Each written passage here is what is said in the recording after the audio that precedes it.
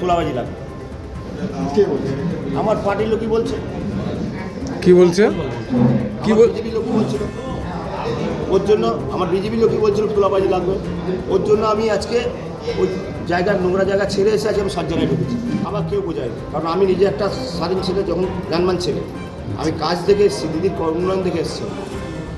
এখানে সমবেত হয়েছি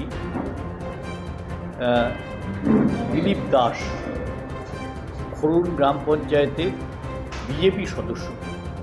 তিনি তৃণমূল কংগ্রেসে যোগ দিচ্ছেন।